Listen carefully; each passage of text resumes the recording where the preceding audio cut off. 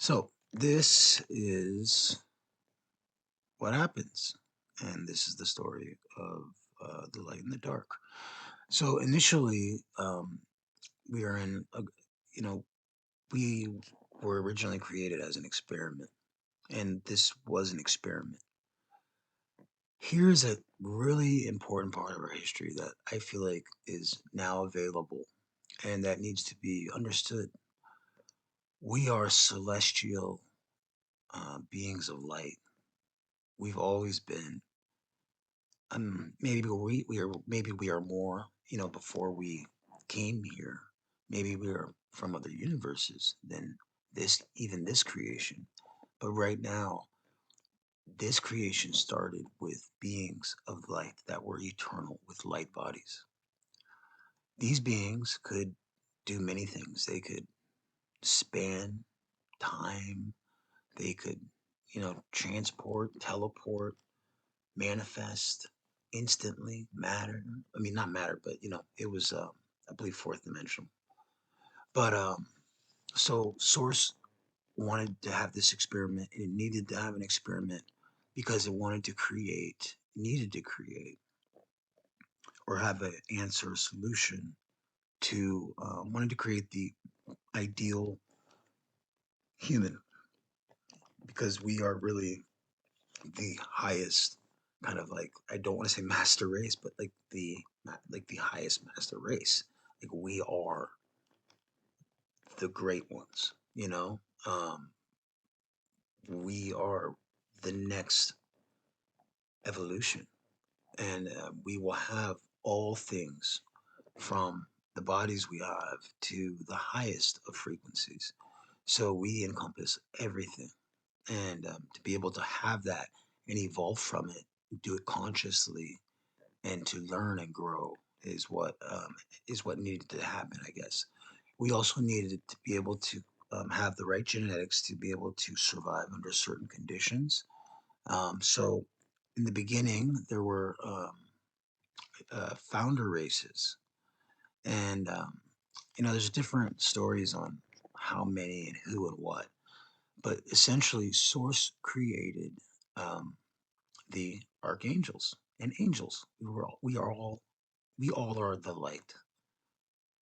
The light, at one point, when Source chose to have this experiment, it assigned roles. It said, I need to do this experiment. Some of you are going to play the role of the dark. Some of you are going to um, stay as the light. And after that experiment took place, and this is the story from the Vedas, I believe, but maybe a little bit of mine. When it was time to go back to Source, because what happens is Source does an out breath, it creates, and then it's on the in breath where the ascensions happen. It brings everything back into itself. And I use the word, it then resources, and then it does it again. So, and it's a better, experience the next experience, and it's new, it's different. So, uh, so it created these roles, and this was on the angelic side. I believe when the Elohim, which aren't just fallen beings, there are Christian Elohim, Christian Elohim, Source, eternal Elohim. And there were some Elohim that came down here and fell, didn't maybe make the choices that were aligned with what Source wanted.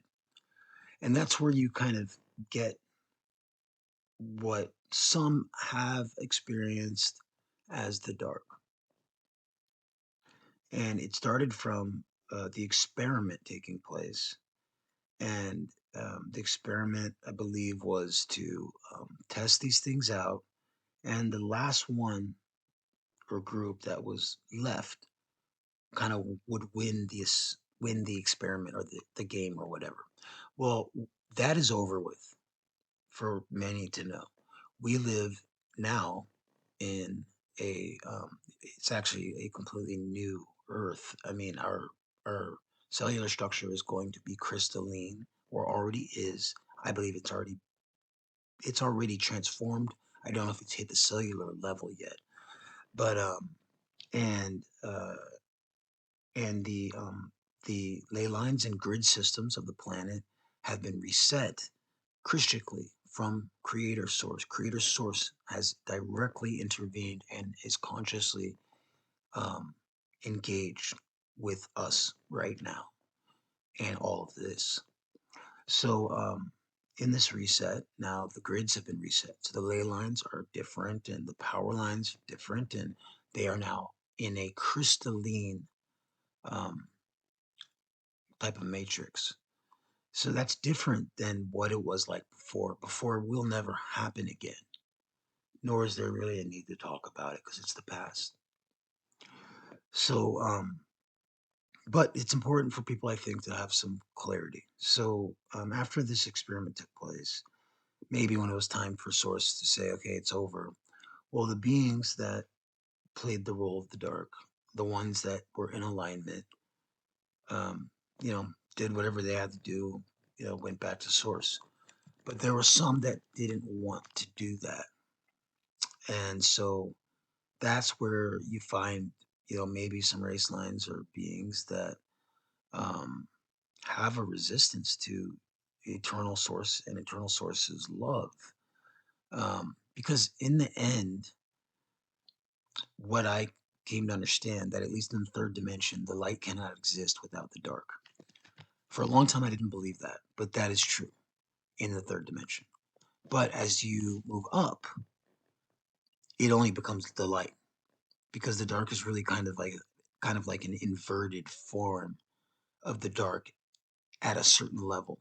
But as you um, achieve or gain quantum and frequency accretion, you only can be and become the light. It's the only thing.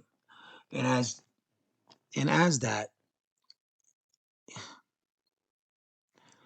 so basically, for those who are having a problem with duality, to transcend duality, you have to have love. Love is the answer. It is the foundation of everything. From that perspective, the light and the dark can exist at the same time. That's how Source exists while both of those things exist because it created all of it. But it did give us free will. So that's a big part. So when you transcend the light and the dark, you gain and grow in your love, quosha, quantum, frequency accretion, and you move into the higher dimensions as a more evolved being. Everything from the past that you might have experienced is just kind of irrelevant because it's not real. It, since we live in a hologram, it was a hologram. We live in a hologram, and there's a holographic aspect of the quantum world that is holographic. But as we move forward, um, it it becomes source, eternal, and I don't think I don't see it like that anymore. So you basically transcend it, and whatever happens after you move forward is whatever happens in that lower dimension. You don't really have to deal with it once you and the planet have ascended and moved up. Um, so that's the way to transcend and to get to the next step. I've laid out all these kind of steps and some understandings here, and I think if someone takes a look at them, then you'll have everything you need to break the bonds of the old matrix programming. The old matrix did dissolve, uh, fell. So we are in a new form, but there seems to still be some people that or energy that is holding some of the programming of the old matrix. So just know that as you grow and mature with through love, that it just kind of goes away. Because as you get stronger and your vibration grows, the your love is so strong that anything that tries to hurt you or attack you will just bounce off you and end up taking out the other being. So that's what level you become. And you kind of let it all go and you just move on and you embrace love and manifesting and your creative essence and everything that you are. So that's the story.